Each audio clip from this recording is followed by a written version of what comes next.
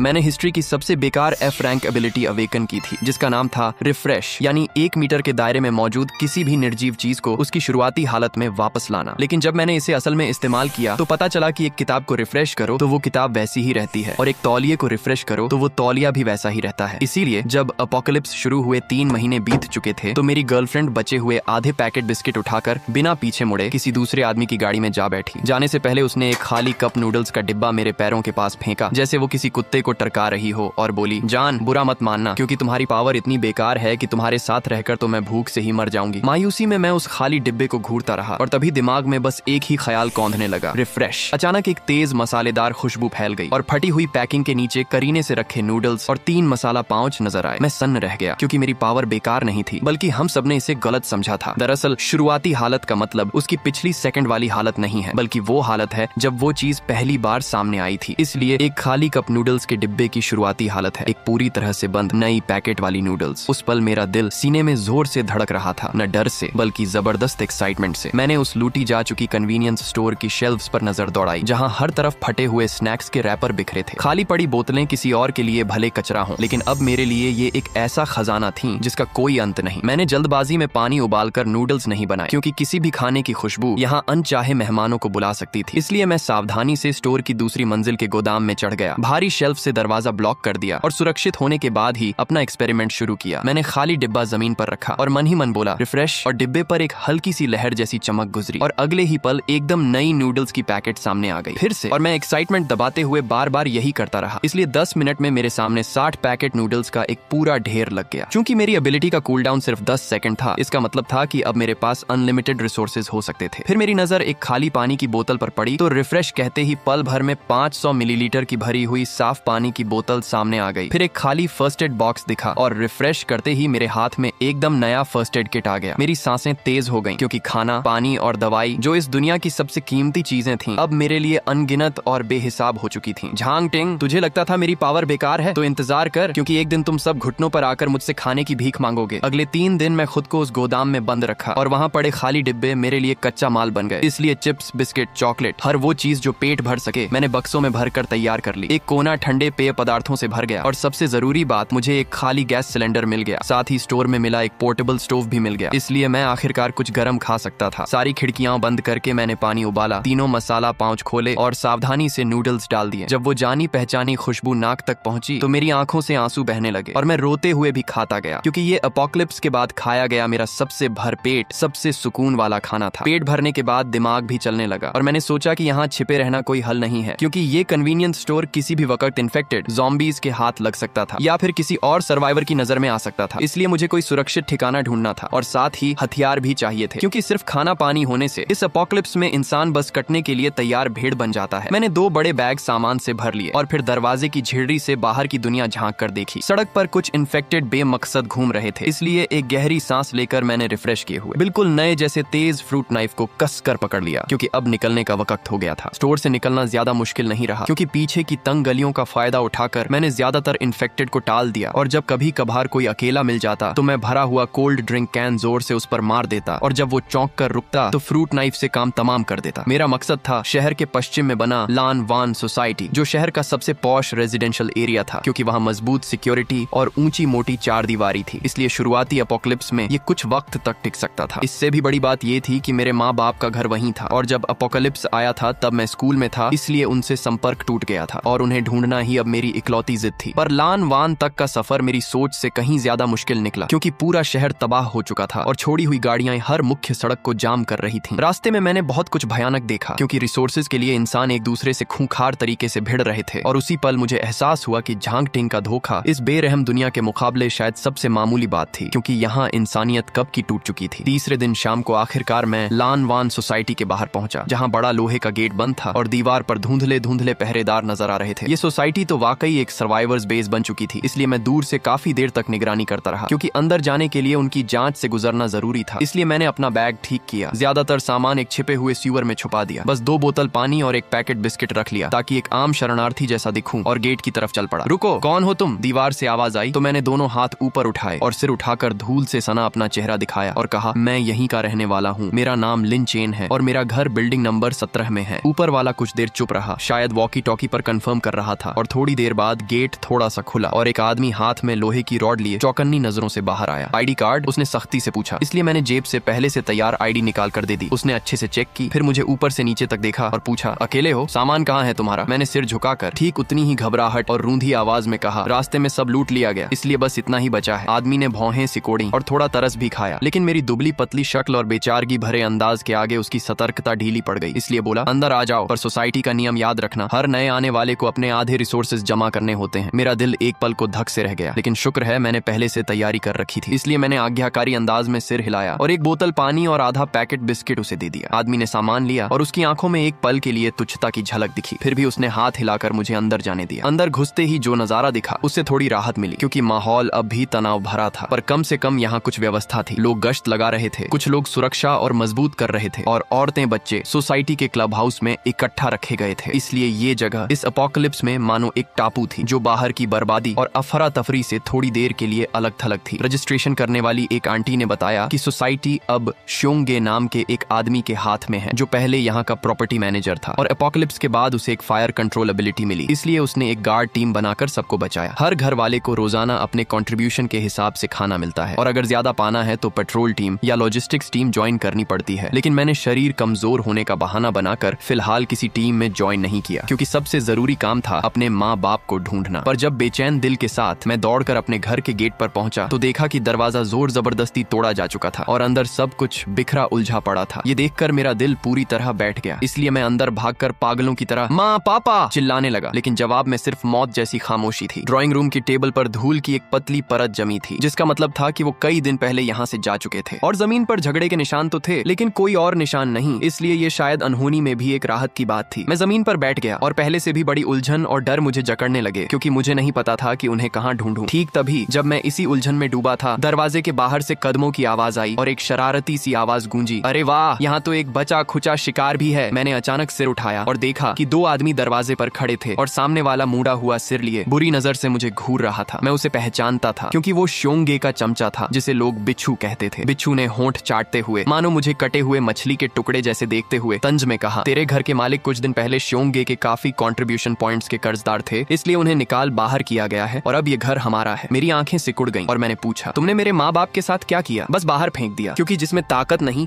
इस अपोकलिप्स में उसका यही अंजाम होता है। बिच्छू व्यंग्य से हंसा, फिर बोला, पर तुझमें थोड़ा दम दिखता है, इसलिए अगर यहाँ रुककर हमारा छुटपुट काम काज कर दे तो तुझे भी 2 वक्त की रोटी मिल सकती है। मैं सच में बहुत भोला निकला, क्योंकि मैंने सोचा था यहाँ पनाह मिलेगी, लेकिन यहाँ भी वही जंगल का कानून चल रहा था। इसलिए जैसे जैसे वो पास आते गए, मेरा हाथ चुपके से बैग की साइड पॉकेट की तरफ बढ़ा, जहाँ मेरा रिफ्रेश किया हुआ एकदम नया फ्रूट नाइफ रखा था। पर ठीक जब मैं जान की बाजी लगाने को तैयार था, दरवाजे से एक ठंडी गंभीर आवाज आई, क्या हो रहा है यहाँ? बिच्छू और उसके साथी की हरकतें एक साथ रुक गईं, और आने वाले को देखते ही उनकी मुस्कान जम गई, इसलिए उन्होंने फौरन चापलूसी वाला भाव अपना लिया। दरवाजे पर काले कॉम्बैट सूट में एक लड़की खड़ी थी, हाथ में तांग चाकू लिए हुए, जिसकी धार पर अब भी गहरे लाल रंग के खून के निशान थे, और उसके पीछे कुछ और सख्त कड़क सिपाही खड़े थे। मैं उसे पहचानता था, क्योंकि वो चेन युए थी, लीरन दस्ते की सबसे ताकतवर कैप्टन, और कहा जाता था कि उसने एक बहुत दुर्लभ एकदम शार्प एबिलिटी अवेकन की है, इसलिए उसकी असली ताकत का कोई अंदाजा नहीं लगा सकता था, और वो श्योंगे का सबसे भरोसेमंद हथियार थी। चेन युए ने बिच्छू की तरफ ध्यान भी नहीं दिया, बस मेरी तरफ देखकर ठंडे लहजे में दोबारा पूछा, क्या हो रहा है यहाँ? मैंने मानो कोई तिनका पकड़ लिया हो फौरन कहा, ये मुझे परेशान कर रहे थे। तो बिच्छू का चेहरा उतर गया और वो फौरन सफाई देने लगा, चेन कैप्टन, इसकी बात मत सुनो, क्योंकि इसके माँ बाप श्योंगे के कर्जदार थे, इसलिए हम बस घर लेने आए थे। घर लेने के लिए 2 आदमी चाहिए होते हैं, और दरवाजा भी ब्लॉक करना पड़ता है, उसने ठंडे स्वर में कहा, और फिर बोली, अब चलते बनो। बिच्छू मानो जान बचाकर भागा और अपने साथी को घसीटते हुए दुम दबाकर वहां से चला गया। इसलिए खतरा टलने के बाद मेरा तना हुआ शरीर ढीला पड़ गया और मैं गिरते गिरते बचा। चेन युए ने भौहें सिकोड़कर मुझे देखा और कहा, आगे से उन लोगों से दूर रहना, और बिना और वक्त गंवाए वो मुड़कर जाने लगी। मैंने जल्दी से उसे रोका और पूछा, कैप्टन चेन, आपको पता है मेरे माँ बाप को कहाँ भेजा गया? उनका नाम लिन जियानगुओ और वांग शियुमेई है। चेन युए ने थोड़ा सोचा, फिर बताया, उन्हें सोसाइटी के उत्तरी गेट के बाहर वाली बंद पड़ी फैक्ट्री में भेजा गया है, और कहने को उन्हें अपने हाल पर छोड़ दिया गया है। मेरा दिल एक झटके से जकड़ गया, क्योंकि बंद पड़ी फैक्ट्री में न खाना है न कोई सुरक्षा, इसलिए ये तो मरने के इंतजार जैसा ही था। चेन युए के जाने के बाद मैंने फौरन दरवाजा बंद कर दिया, क्योंकि मुझे उत्तरी फैक्ट्री जाना ही होगा और अपने माँ बाप को ढूंढना ही होगा, पर उससे पहले मुझे ताकत चाहिए थी। इसलिए मैंने बैग से एक चॉकलेट निकाली, 2-3 टुकड़ों में निगलकर ताकत बटोरी। फिर मेरी नजर बिच्छू की छोड़ी हुई लोहे की रॉड पर पड़ी, जो जंग खाई और थोड़ी टेढ़ी हो चुकी थी। मैंने उस पर हाथ रखा और मन ही मन कहा, रिफ्रेश, और अगले ही पल एक चमकती हुई बिल्कुल नई मेटल रॉड मेरे हाथ में आ गई। इसलिए मैंने सोचा, बढ़िया। मैं रसोई में गया, जहाँ मुझे पापा का पुराना आउटडोर सर्वाइवल किट मिला, एक मल्टी टूल फोल्डिंग शवल, एक सर्वाइवल केवल एक्स और एक चाकू, और बरसों इस्तेमाल न होने से ये सब कुंद पड़ गए थे। इसलिए रिफ्रेश कहते ही तीनों हथियार पलक झपकते ही अपनी सबसे धारदार हालत में लौट आए। रात होने तक मैंने पेट्रोल टीम की शिफ्ट बदलने का मौका देखा और चुपचाप सोसाइटी के उत्तरी गेट की तरफ खिसक गया, क्योंकि यहाँ मुख्य गेट के मुकाबले काफी सुनसान था और बस 2 गार्ड जम्हाई लेते हुए पहरा दे रहे थे। मैंने उन्हें छेड़ा नहीं बल्कि एक ब्लाइंड स्पॉट ढूंढ निकाला। इसलिए रिफ्रेश की हुई एकदम नई रस्सी की मदद से मैंने 3 मीटर से ज्यादा ऊंची 4 दीवारी आसानी से पार कर ली। दीवार के बाहर बंजर जमीन थी और दूर एक फैक्ट्री का ढांचा नजर आ रहा था, जैसे कोई खामोश लोहे का दैत्य हो, और हवा में सड़ांत फैली हुई थी तो कभी कभार ज़ॉम्बीज की घर्र घर्र आवाज भी सुनाई देती। मैंने रॉड कसकर पकड़ी, शरीर झुकाए और तेजी से फैक्ट्री की तरफ बढ़ने लगा। पर जैसे जैसे मैं पास पहुंचता ज़ॉम्बीज की तादाद बढ़ती जा रही थी। मैं एक टूटी दीवार के पीछे छिप गया, क्योंकि फैक्ट्री के गेट पर कम से कम 10-12 ज़ॉम्बीज जमा थे और लगता था वो किसी आवाज की तरफ खींचे चले आए हैं। इसलिए उस बंद लोहे के गेट को पागलों की तरह पीट रहे थे, जबकि गेट के अंदर से हल्की हल्की चीखें और रोने की आवाजें आ रही थीं। माँ पापा वहीं अंदर है, ये सोचकर मेरा दिल जल रहा था, लेकिन दिमाग कह रहा था कि जबरदस्ती अंदर जाना ठीक नहीं। चारों तरफ नजर दौड़ाने पर मुझे फैक्ट्री की एक साइड में ऊंची खिड़कियों की एक कतार दिखी, जमीन से करीब 4 मीटर ऊपर। इसलिए मैंने सोचा शायद वहां से अंदर जाया जा सकता है। फैसला करने के बाद मैंने एक पत्थर उठाया और पूरी ताकत से उसे दूर खड़ी एक गाड़ी पर फेंका तो जोरदार आवाज हुई और गेट पर जमा ज़ॉम्बीज उस आवाज की तरफ खींच गए और लड़खड़ाते हुए उस तरफ मुड़ गए। इसी मौके का फायदा उठाकर मैं तेजी से फैक्ट्री की दीवार तक पहुंचा, बैग से रस्सी निकाली, एक सिरे पर क्लाइंबिंग हुक बांधा और जोर से फेंका तो हुक खिड़की की चौखट में मजबूती से फंस गया। गहरी सांस लेकर मैं फुर्ती से रस्सी पर चढ़ने लगा और झट से फैक्ट्री के अंदर कूद गया। ये एक बहुत बड़ा प्रोडक्शन हॉल था, जहां हर तरफ जंग खाई मशीनें और बिखरे पुर्जे पड़े थे, जबकि टूटी छत से बस चंद चांदनी की किरणें अंदर आ रही थीं। दूसरी तरफ से दबी हुई सिसकियां और बहस की आवाजें आ रही थीं। इसीलिए मैं आवाज का पीछा करते हुए सावधानी से आगे बढ़ा। पुरानी मशीनों से घिरे एक कोने में मुझे दर्जनों सर्वाइवर्स बैठे दिखे, जो ज्यादातर बुजुर्ग और बच्चे थे, और भीड़ में एक ही नजर में मुझे मेरे माँ पापा दिख गए। वो कोने में सिकुड़े बैठे थे और माँ घुटनों को पकड़े बिना आवाज किए रो रही थी, जबकि पापा उसे कसकर पकड़े लगातार समझा रहे थे। मेरी आंखें भर आईं और रूंधी आवाज में मैं चिल्ला उठा, माँ पापा। सब लोग चौंक गए और एक साथ मेरी तरफ देखने लगे, और माँ पापा तो और भी जोर से चौंके और सिर उठाकर मुझे देखा तो अगले ही पल उनके चेहरों पर हैरानी की जगह बेइंतहा खुशी छा गई। माँ चीखते हुए भागती गिरती मेरी तरफ दौड़ी और हम तीनों इस उजड़ी उम्मीद हारी दुनिया में एक दूसरे को कसकर लिपट गए, क्योंकि मिलन की खुशी ने सारे डर और बेचैनी को पल भर के लिए धो दिया। पर तभी एक कड़वी आवाज ने ये गर्मजोशी भरा पल तोड़ दिया। तू कहां से टपक पड़ा? चेहरे पर लंबे कट के निशान वाला एक आदमी आगे आया और उसके पीछे कुछ ताकतवर जवान लड़के खड़े थे, इसलिए साफ था कि यही यहाँ का सरगना था। उसकी लालची नजरें मेरे कंधे पर लटके फूले हुए बैग पर टिक गईं और वो बोला, अरे वाह छोटे भाई, तुझ में तो काफी दम लगता है, क्योंकि अकेले यहाँ तक आ गया तो बैग में क्या है निकाल कर सबको दिखा। मैंने अपने माँ पापा को अपने पीछे कर लिया और ठंडी नजरों से उसे देखते हुए कहा, ये मेरी चीज है। तेरी चीज? कट्टे चेहरे वाला व्यंग्य से हंसा, फिर बोला, यहाँ किसी की कुछ नहीं होता, बल्कि सिर्फ मेरी चीज होती है, इसलिए अक्ल से काम ले, बैग सौंप दे वरना। और उसने हाथ में पकड़ी कुल्हाड़ी लहराई, इसलिए धमकी साफ थी, और उसके पीछे के गुंडे भी घेरा बनाकर आगे बढ़ाए, जबकि यहाँ फेंके गए बाकी बूढ़े बीमार लोग गुस्से में होते हुए भी कुछ बोल नहीं पाए और बस तरस भरी नजरों से मुझे देखने लगे। मेरे पापा घबराकर मुझे पीछे खींचते हुए कटे चेहरे के सामने गिड़गिड़ाने लगे, भाई साहब मेरा बेटा नादान है और बैग में बस थोड़ा सा खाना है, इसलिए सब आपको दे देंगे, पर इसे तंग मत कीजिए, बहुत देर हो गई। कटा चेहरा तंज में हंसा और बोला, अब तो मुझे सिर्फ बैग नहीं बल्कि इसकी जान भी चाहिए। कहते ही उसने हाथ बढ़ाकर मुझे पकड़ने की कोशिश की तो मेरी आंखों में ठंडी चमक कौंधी और मैं पीछे नहीं हटा बल्कि आगे बढ़ा, और मेरे हाथ की मेटल रॉड एक तीखे कोण से उसकी कलाई पर पूरी ताकत से पड़ी, इसलिए कट की आवाज के साथ कटे चेहरे की कलाई एक अजीब कोण पर मुड़ गई। सब लोग सन्न रह गए, क्योंकि किसी को अंदाजा नहीं था कि ये दुबला पतला दिखने वाला लड़का इतनी हिम्मत दिखाएगा। इसलिए दर्द से पसीने पसीने कटे चेहरे ने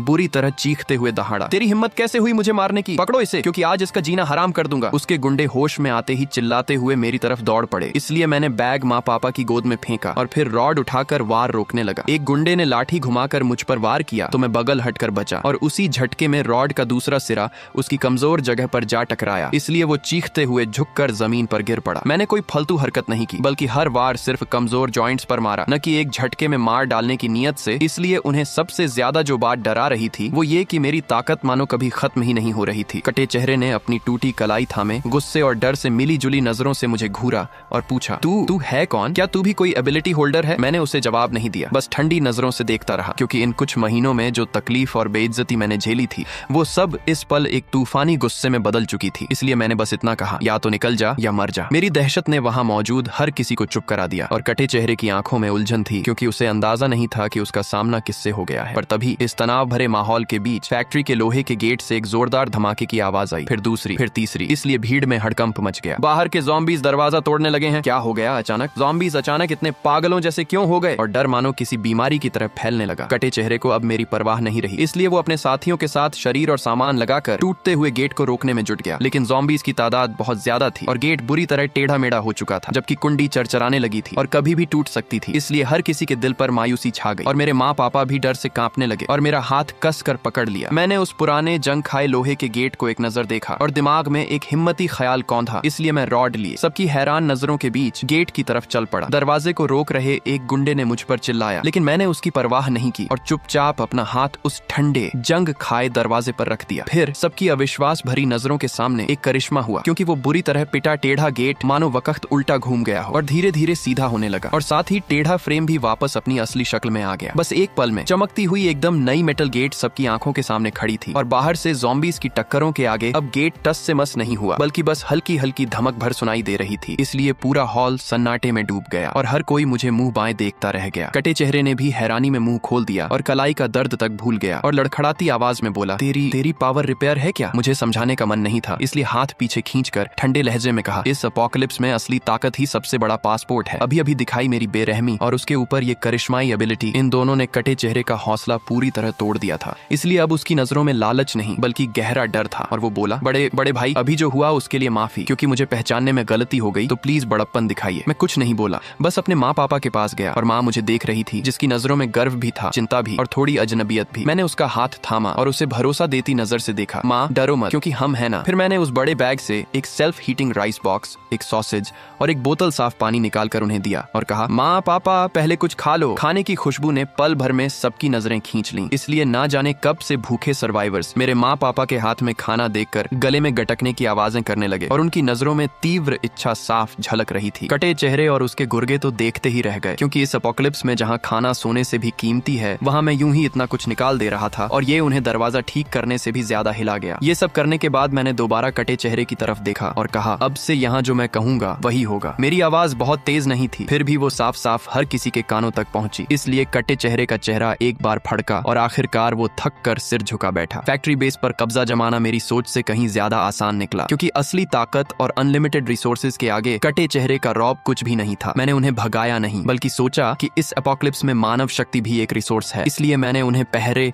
और आसपास के ज़ॉम्बी साफ करने का काम सौंपा, जबकि मैंने खुद खाने और लॉजिस्टिक्स की जिम्मेदारी अपने हाथ में ले ली। हर रोज मैं अकेले एक कमरे में बंद हो जाता और दिखावे के लिए सामान गिनने का बहाना बनाता, लेकिन असल में लगातार रिफ्रेश करते हुए खाना और जरूरत की हर चीज बनाता रहता। जब दर्जनों नए नकोर बक्से सबके सामने आते तो हर किसी की नजरों में मेरे लिए डर मिली इज्जत झलकती और सब सोचते थे कि मेरे पास कोई स्पेस टाइप एबिलिटी है जिसमें बेशुमार रिसोर्सेज जमा है। पर्याप्त खाना और सुरक्षित छत मिलने के बाद सर्वाइवर्स के चेहरों पर धीरे धीरे रौनक लौटने लगी और पूरी फैक्ट्री मेरे नेतृत्व में सलीके से चलने लगी। माँ पापा मेरे सबसे बड़े सहारे बन गए, क्योंकि वो लोगों का इंतजाम और सामान बांटने में मेरी मदद करने लगे। इसलिए भीड़ में उन्हें फिर से अपनी इज्जत और अहमियत महसूस होने लगी और उनका हौसला भी रोज बरोज बेहतर होता गया। सब कुछ ठीक दिशा में जा रहा था, फिर भी मेरे दिल में एक कांटा अब भी चुभ रहा था। लान वान सोसाइटी का वो श्योंगे जिसने मेरे बेसहारा माँ बाप को अपने हाल पर मरने के लिए बाहर फेंक दिया था, ये हिसाब मुझे किसी न किसी दिन चुकाना ही था। और वैसे भी लान वान की सुरक्षा और रहन सहन इस टूटी फूटी फैक्ट्री से कहीं बेहतर थी। इसलिए मैं अपने माँ पापा को और अपने साथ आए इन सब लोगों को एक ज्यादा भरोसेमंद घर देना चाहता था। तो अब वक्त था उस श्योंगे से एक बार आमना सामना करने का। एक हफ्ते बाद पूरी तैयारी करने के बाद मैंने रिफ्रेश एबिलिटी से फैक्ट्री में मिली कुछ खराब पड़ी इलेक्ट्रिक बाइक्स को पूरी तरह चार्ज फैक्ट्री फ्रेश हालत में लौटा दिया और साथ ही दर्जनों नए प्रोटेक्टिव सूट्स, सेफ्टी हेलमेट्स और स्टील टो बूट्स भी रिफ्रेश कर लिए। हथियारों के लिए मेटल रॉड्स और एक्स के अलावा मैंने फैक्ट्री के स्टील से कई तेज भाले भी बनवा लिए। और रहा कटे चेहरा और उसके कुछ खास साथी, तो अब वो मेरे पूरी तरह वफादार बन चुके थे, क्योंकि मैंने उन्हें पेट भर खाना और तन ढकने के कपड़े दिए, जो इस एपोकलिप्स में किसी बड़े एहसान से कम नहीं था। इसीलिए मैंने अपने सबसे मजबूत 20 लड़ाकों को चुना, जिनमें कटे चेहरा भी शामिल था। निकलने से पहले तैयार खड़ी टुकड़ी को देखकर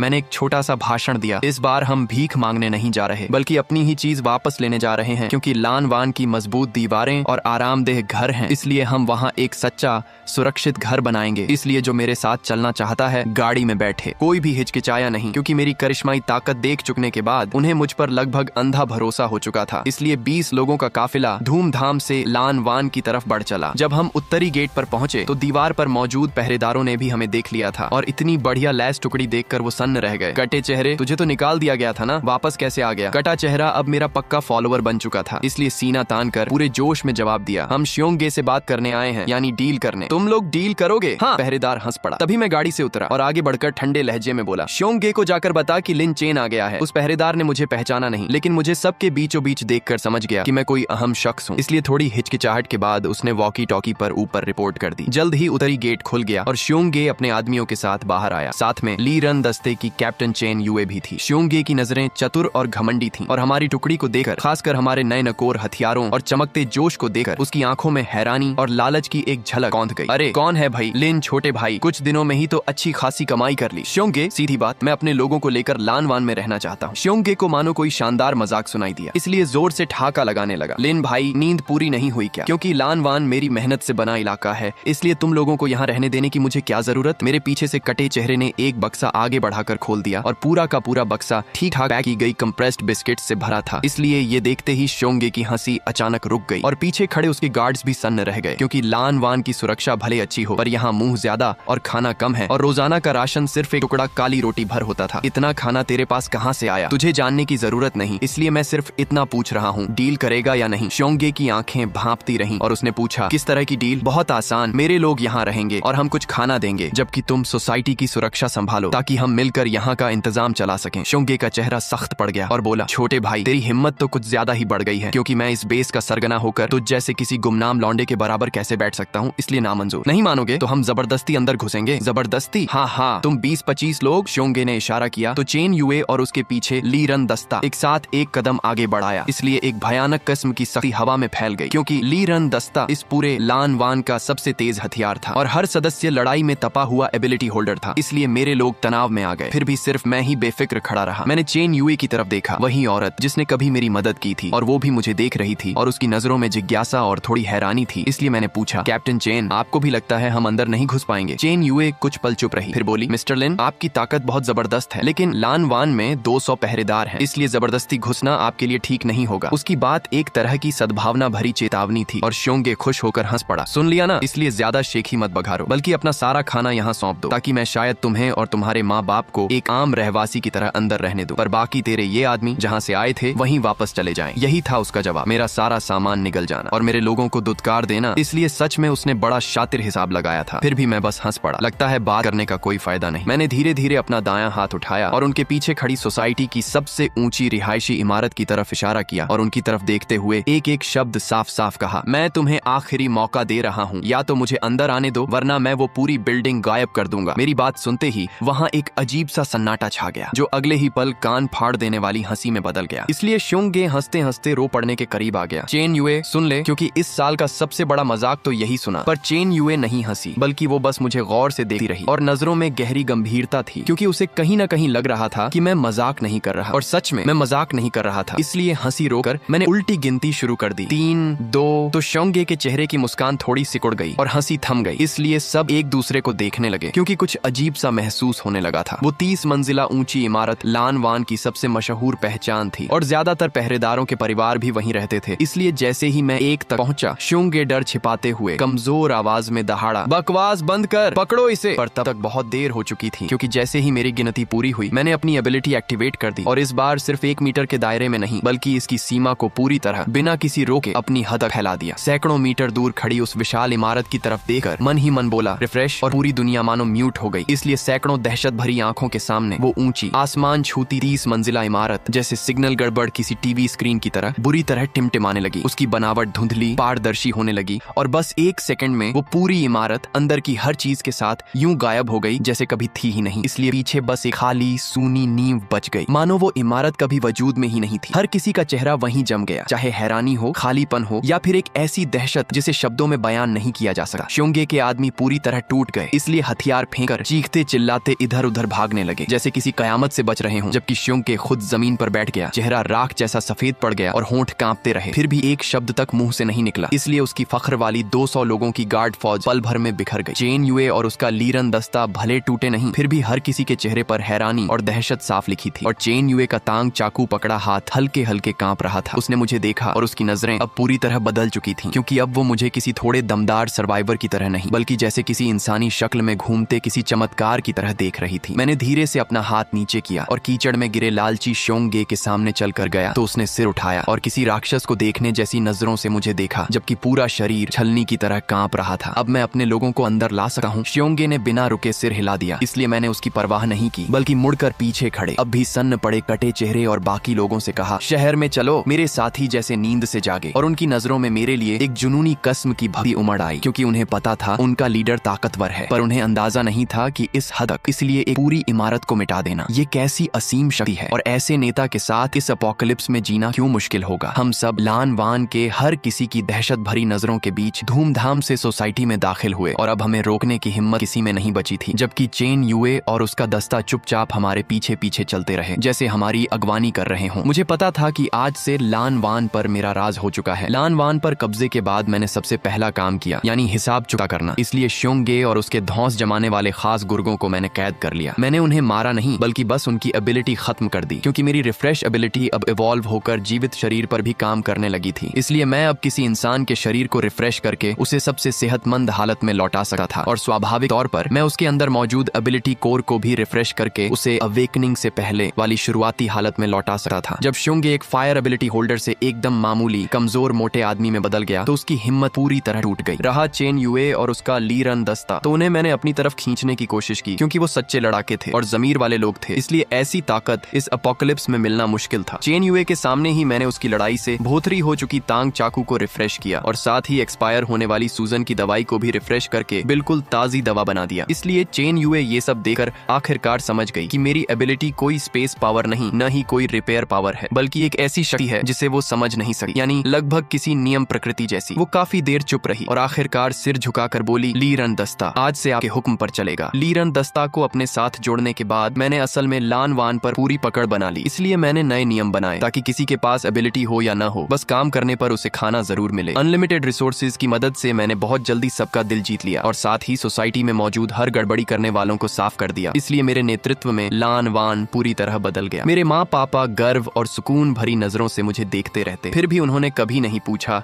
कि असल में मेरी एबिलिटी क्या है, क्योंकि वो बस इतना जानते थे कि उनका बेटा बड़ा हो गया है और अब हर किसी का सहारा बन गया है। बेस के पटरी पर आने के बाद मैंने एक गहरे सवाल पर सोचना शुरू किया, यानी मेरी एबिलिटी की हद आखिर है कहाँ? क्योंकि नूडल्स रिफ्रेश की, इमारत रिफ्रेश की, तो क्या मैं किसी जिंदा इंसान को भी रिफ्रेश कर सकता हूँ? मुझे एक पेट्रोल मेंबर मिला जो लड़ाई में ज़ॉम्बी के हमले में स्क्रैच्ड होकर म्यूटेट होना शुरू हो चुका था और सबको यकीन था कि उसे बचाया नहीं जा सकता। इसलिए मैंने सबको बाहर भेज दिया, दरवाजा बंद किया और अपना हाथ उसके माथे पर रख दिया तो एक नरम सफेद रोशनी ने उस साथी को घेर लिया। उसकी दर्द भरी चीखें धीरे धीरे थमने लगीं और शरीर में हो रहा म्यूटेशन आंखों के सामने ही कम होने लगा। इसलिए मैंने उसका घाव गायब होते देखा और मेरे दिल में एक तूफान सा उठा, क्योंकि मैं कामयाब हो गया था। मैंने उसका शरीर संक्रमण से पहले वाली शुरुआती हालत में लौटा दिया था। इसका मतलब था कि ज़ॉम्बी वायरस अब मेरे लिए कोई लाइलाज बीमारी नहीं रहा। इसलिए ये खोज एक पूरी इमारत रिफ्रेश करने से भी कहीं ज्यादा रोमांचक थी और मैंने सोचा कि अगर मैं ज़ॉम्बी वायरस को ठीक कर सकता हूँ तो क्या इसका मतलब ये नहीं कि मैं और भी बहुत सारे लोगों को बचा सकता हूँ, बल्कि शायद इस पूरे अपोकलिप्स को ही खत्म कर सकता हूँ। मेरे दिल में एक बहुत बड़ी योजना आकार लेने लगी, पर उससे पहले मुझे एक निजी हिसाब चुकता करना था। इसलिए मैंने चेन युए को बुलाया और पूछा कि क्या उसे लीहुओ नाम के सर्वाइवर ग्रुप के बारे में कोई खबर है, यानी वही D rank fire ability holder chain यान और मेरी पूर्व गर्लफ्रेंड जांग टिंग वाला ग्रुप। चेन युए ने नक्शा निकालकर शहर के पूरब में एक बड़े सुपरमार्केट की तरफ इशारा किया और बताया, जानकारी के मुताबिक वो लोग वहाँ काबिज हैं, क्योंकि शहर के पूरब का सबसे बड़ा ग्रुप है ये और इनका सरगना है चेन यान, यानी डी रैंक का सबसे शक्तिशाली फायर कंट्रोलर। मेरी आंखों में ठंडी चमक औंधी और मैंने कहा, कल हम अपने पड़ोसियों से मिलने चलेंगे। अगले दिन मैं बस चेन युए और उसका दस्ता साथ लेकर निकला। इसलिए हम एक रिफ्रेश किए हुए आर्मर्ड एसयूवी में सवार होकर रास्ते में जो भी आया उसे रौंदते हुए उस बड़े सुपरमार्केट तक जा पहुंचे। सुपरमार्केट को अब एक मजबूत किले में बदला जा चुका था और दीवार पर हथियार बंद पहरेदार भरे थे, इसलिए हमारा आना देखते ही वो चौकन्ने हो गए। कौन हो तुम लोग? नाम बताओ। चेन युए ने खिड़की से सिर निकालकर तेज आवाज में कहा, लान वान बेस से लिन चेन, चेन यान लीडर से मिलने आए हैं। दीवार पर मौजूद लोगों ने शायद मेरा नाम नहीं सुना था, पर लान वान बेस का नाम वो अच्छी तरह जानते थे। इसलिए थोड़ी देर बाद सुपरमार्केट का गेट खुला और लाल जैकेट पहने एक आदमी बाहर आया, जबकि उसके पीछे चापलूसी करती झांग टिंग चली आ रही थी। कुछ महीनों में झांग टिंग की हालत काफी अच्छी दिखती थी, इसलिए मुझे देखते ही वो एक पल को चौंकी, फिर उसके चेहरे पर बेधड़क तंज और घमंड की मुस्कान फैल गई, क्योंकि शायद उसे अब भी लगता था कि मैं वही बेचारा उसकी हिफाजत का मोहताज इंसान हूँ। चेन यान ने भी मुझे ऊपर से नीचे देखा, खासकर मेरे पीछे खड़ी चेन युए और ली रन दस्ते को देखते ही उसकी आंखों में हल्की सी झिझक आई, पर उससे कहीं ज्यादा हिकारत थी। लान वान कभी नहीं सुना, क्योंकि हम यहाँ फालतू लोगों को नहीं रखते, इसलिए इतना ही करता हूँ कि अपनी गाड़ी और सामान छोड़कर चलते बनो। उसकी बात बेहद घमंड से भरी थी, क्योंकि उसे लगता था कि उसकी डी रैंक फायर एबिलिटी के आगे किसी से डरने की जरूरत नहीं। इसलिए झांग टिंग भी शेर की खाल पहनकर बोल पड़ी, सुना लिन, पुराने रिश्ते का लिहाज करके कहती हूँ, इसलिए इतनी बेइज्जती मत करवाओ, क्योंकि आज तुम चेन यान की जूती उठाने के भी लायक नहीं हो। मैं उसकी छोटी सोच भरी खुद पर इतराती शक्ल देखकर हंस पड़ा और कहा, झांग टिंग, याद है तूने मुझे कौन सा खाली डिब्बा फेंका था? झांग टिंग चौंक गई, क्योंकि उसे समझ नहीं आया मैं ये अचानक क्यों पूछ रहा हूँ, इसलिए बोली, कौन सा डिब्बा? याद नहीं, इसलिए जल्दी चलते बनो और यहाँ खड़े होकर नजरों में मत गड़ो। मैंने अपनी हंसी रोकी और नजरें बदल गईं। तुझे याद नहीं, पर मुझे बहुत अच्छे से याद है, इसलिए आज मैं तुझसे वही चीज खिलवाने आया हूँ। झांग टिंग को मानो कोई बड़ा मजाक सुनाई दिया, इसलिए उंगली दिखाकर जोर से हंसने लगी। लेन, तेरा दिमाग खराब हो गया है क्या? मुझसे डिब्बा खिलवाएगा? तेरी हिम्मत कैसे हुई? चेन यान भी बाहें बांधे व्यंग्य में मुस्कुराया और बोला, छोकरे, जबान तो बड़ी लंबी है तेरी, इसलिए लगता है तुझे थोड़ा सबक सिखाना पड़ेगा, क्योंकि तुझे पता ही नहीं है मौत कैसे लिखी जाती है। बात खत्म होते ही उसकी हथेली पर एक दहकता हुआ अग्नि गोला बनने लगा और गर्मी हवा में साफ महसूस होने लगी, इसलिए लीरन दस्ते के सिपाही फौरन डिफेंसिव पोस्चर में आ गए। फिर भी बस मैं और चेन युए एक जगह खड़े रहे बिना हिले। मैंने उसकी हथेली में जलते अग्नि गोले को देखा और सिर हिलाया, बस इतनी सी औकात है, बहुत कमजोर। यही कहते हुए मैंने हाथ उठाया तो चेन यान की हथेली में जल रहा वो अग्नि गोला जैसे किसी हवा में बुझी हुई मोमबत्ती की तरह पल भर में बुझ गया। चेन यान के चेहरे की इतराती मुस्कान वहीं जम गई और यकीन न करते हुए उसने अपनी खाली हथेली को घूरा। कैसे हुआ ये? मेरी आग कहाँ गई? उसने दोबारा एबिलिटी एक्टिवेट करने की कोशिश की, लेकिन चाहे कितनी भी कोशिश करे जरा सी भी चिंगारी नहीं जगा पाया, इसलिए उसकी फखर वाली फायर कंट्रोलिंग एबिलिटी पूरी तरह गायब हो चुकी थी। तूने मेरे साथ क्या किया? चेन यान डर से चीख कर उंगली दिखाने लगा। मैंने उसे जवाब नहीं दिया, बस अपनी नजरें उस डर से पथराई झांग टिंग की तरफ घुमाई और पूछा, अब बता मेरी हिम्मत कैसे हुई? झांग टिंग के होंठ कांप रहे थे और चेहरे का रंग उड़ चुका था, क्योंकि उसे नहीं पता था असल में क्या हुआ। फिर भी उसने अपनी आंखों से देखा था कि वो डरावनी फायर एबिलिटी मेरे सामने बिना आवाज किए बुझ चुकी थी, इसीलिए डर ने उसकी जबान बंद कर दी। चेन युए ने चेन यान को किसी कुत्ते बिल्ली की तरह मेरे सामने पटक दिया, इसलिए वो घुटनों के बल गिरकर रोते हुए माफी मांगने लगा। फिर भी मैं उसकी इस बेबसी को देख रहा था और दिल में कोई हलचल नहीं थी। जेब से एक चीज निकाली, यानी एक छपट्टा सा मसालेदार रेड कुक्ड बीफ फ्लेवर वाला नूडल्स का डिब्बा, वही डिब्बा जो कभी उसने मुझे फेंका था और मैं इसे तब से संभाल कर रखे था, इसलिए मैंने कहा, रिफ्रेश। और वो खाली डिब्बा पल भर में एकदम नई पैकिंग वाली नूडल्स में बदल गया। मैंने पैकिंग फाड़कर नूडल्स और मसाला पाउच निकाल दिए और बस वो खाली कागज का कप बचा लिया और उसे झांग टिंग के सामने जमीन पर रख दिया। झांग टिंग ने जमीन पर पड़े उस खाली कप को देखा तो उसका चेहरा मुर्दे से भी ज्यादा बेजान पड़ गया, क्योंकि वो जान गई कि मैं मजाक नहीं कर रहा। कांपते हाथों से उसने वो कागज का कप उठाया और सबकी नजरों के सामने मजबूरन उसे खा लिया, इसलिए उसकी आंखों से आंसू और नाक से पानी बहकर पूरे चेहरे पर फैल गए। चेन यान ये सब देख रहा था, इसलिए आखिरकार उसे एहसास हो गया कि उसने किस हद तक डरावनी हस्ती से पंगा लिया है, तो उसके भी घुटने ढीले पड़ गए और वो भी झुककर घुटनों पर आ गिरा। मैंने उसकी तरफ देखा तक नहीं, बस चुपचाप झांग टिंग को घूरता रहा जब तक उसने पूरा कागज का कप पैकिंग समेत पूरी तरह निगल नहीं लिया। लीहुओ बेस का पतन मेरी सोच से भी आसान निकला, क्योंकि अपने लीडर की एबिलिटी खोकर और मेरे हथकंडों से बुरी तरह डर कर उन्होंने लगभग बिना किसी विरोध के हार मान ली, इसलिए मैंने दोनों बेस को मिला दिया और लान वान बेस अब शहर के पूरब का सबसे ताकतवर सर्वाइवर ग्रुप बन गया। झांग टिंग का हिसाब चुका करने के बाद मैंने अपनी पूरी ऊर्जा बेस के विकास और अपनी एबिलिटी की रिसर्च में लगा दी, क्योंकि अगर ये बात बाहर फैल गई कि मैं ज़ॉम्बी वायरस ठीक कर सकता हूँ तो पूरी दुनिया में हलचल मच जाएगी, इसलिए जब तक पर्याप्त सेल्फ डिफेंस कैपेबिलिटी न हो ये राज छुपाकर रखना ही समझदारी थी। मैंने एक सीक्रेट मेडिकल लैब शुरू किया जिसकी देखभाल मेरे माँ पापा करते, जहाँ उन लोगों का इलाज होता जो संक्रमित होकर भी बचाए जा सकते थे, इसलिए हर वो इंसान जिसे मैंने ठीक किया वो मेरा तहे दिल से एहसानमंद बन गया और मेरा सबसे वफादार फॉलोअर बन गया, इसलिए मेरी ताकत बर्फ के गोले की तरह बढ़ती चली गई। इस दौरान मेरा सामना और भी बहुत सी सर्वाइवर फोर्सेस से हुआ, इसलिए दोस्तों के लिए मैंने रिसोर्सेज और मदद दी, जबकि दुश्मनों के लिए मैं कभी नरमी नहीं दिखाता। लीन चेन नाम धीरे धीरे एक लेजेंड बन गया, इसीलिए कोई कहता कि मैं दुनिया बचाने वाला उद्धार करता हूँ तो कोई कहता कि मैं दुनिया मिटाने वाला दानव हूँ, पर वो कुछ भी कहें एक सच्चाई को कोई झुठला नहीं सकता। मैं इस अपोकलिप्स की सबसे ऊंची चोटी पर पहुंच चुका था। अपोकलिप्स का 5वां साल आते आते लान वान बेस अब बढ़कर 1 लाख की आबादी वाला विशाल शहर बन चुका था और हमारे पास मजबूत डिफेंस सिस्टम था, साथ ही खुद मुख्तार खेती बाड़ी थी और एक ऐसा समाज था जिसमें व्यवस्था वापस लौट आई थी, इसीलिए यहाँ लोगों के चेहरों पर फिर से मुस्कान लौट आई थी और मैं इस शहर का निर्माता और रक्षक अब बहुत कम ही लोगों के सामने आता था, क्योंकि ज्यादातर वक्त मैं शहर के बीचों बीच बनी सबसे ऊंची मीनार पर रहता और अपने ही हाथों बसाए इस शहर को ऊपर से निहारते हुए बिताता। मेरी एबिलिटी भी अब पहले जैसी नहीं रही थी, क्योंकि अब मुझे किसी चीज को छूने की जरूरत नहीं थी, बल्कि मैं अपनी अपनी नजरों में आने वाली हर चीज को रिफ्रेश कर सकता था। मैं किसी बंजर जमीन को उपजाऊ बना सकता था और मैं किसी दूषित पानी के स्रोत को साफ कर सकता था। इसलिए मेरी ताकत अब सच में किसी भगवान जैसी होती जा रही थी। चेन युए अब आशा का शहर का कमांडर इन चीफ थी और वो मेरे पीछे खड़ी होकर मुझे ताजा हालात की जानकारी दे रही थी। एस रैंक ज़ॉम्बी इस एपोकलिप्स की सबसे बड़ी आफत है, क्योंकि ये अकेला एक पूरा शहर तबाह करने की ताकत रखता है। मेरी नजरें दूर तक फैल गईं, इसलिए मैंने वो दिखा जो करोड़ों ज़ॉम्बीज से बना आसमान को ढकने वाला एक काला सैलाब था, और उस सैलाब के बीचों बीच एक हड्डियों के सिंहासन पर बैठा वो एस रैंक ज़ॉम्बी बादशाहों की तरह, मानो उसे भी मेरी नजर का एहसास हो गया हो। इसलिए उसकी खूनी लाल आंखें मेरी नजरों से हवा में टकराईं और सैकड़ों मील दूर से एक भयानक मानसिक दबाव मेरी तरफ बढ़ चला। इसलिए चेन युए दर्द से कराह उठी और चेहरा पल भर में सफेद पड़ गया। फिर भी मैंने बस हल्के से हाथ हिलाया तो वो सारा दबाव धुएं की तरह उड़ गया। तैयार हो? क्या आशा का शहर आपके साथ जिएगा मरेगा? मैं मुस्कुराकर सिर हिलाया और कहा, नहीं, हम मरेंगे नहीं। और मैं पलटकर उस भयानक सैलाब की तरफ देखने लगा और इस शहर के हर उस इंसान की तरफ भी। इसलिए मैंने कहा, इस एपोकलिप्स को अब खत्म होना ही चाहिए। मैं अकेला ही आशा के शहर से बाहर निकल गया और शहर की चारदीवारी पर खड़ा होकर उस आसमान धरती निगल जाने वाले ज़ॉम्बी सैलाब के सामने आ डटा, जबकि पूरे 1 लाख नागरिक बड़ी बड़ी स्क्रीन के जरिए मुझे देख रहे थे और उनमें डर तो था पर उससे कहीं ज्यादा भरोसा था। एस रैंक ज़ॉम्बी की दहाड़ मानो किसी की रूह तक चीर देने वाली थी। इसलिए उसके इशारे पर पूरे सैलाब ने आखिरी और पूरी ताकत से हमला बोल दिया। मैंने धीरे धीरे अपने दोनों हाथ ऊपर उठाए जैसे पूरी दुनिया को गले लगाने वाला हूँ। इसलिए सबको लगा मैं कोई एपोकलिप्स मचाने वाला हमला करने वाला हूँ, पर वो गलत है, क्योंकि मेरे चेहरे पर हिंसा नहीं थी बल्कि एक हल्की सी करुणा थी। इसलिए मेरी एबिलिटी विनाश के लिए नहीं बल्कि नई जिंदगी के लिए थी। मैंने आंखें बंद की और अपनी पूरी ताकत बिना कुछ रोके छोड़ दी, न किसी एक ज़ॉम्बी पर, न किसी एक इलाके पर, बल्कि दरारों से टूटी हुई धरती पर फिर से नरम हरी घास उगने लगी और आसमान पर छाई स्याह धुंध छौंटने लगी। इसलिए बरसों बाद वो जानी पहचानी गहरी नीली साफ धूप फिर से खिल उठी। हड्डियों के सिंहासन पर बैठा वो एस रैंक ज़ॉम्बी अपने ही शरीर में हो रहे बदलाव को दहशत भरी नजरों से देख रहा था और उसने विरोध करने की कोशिश जरूर की, लेकिन दुनिया की जड़ से उठी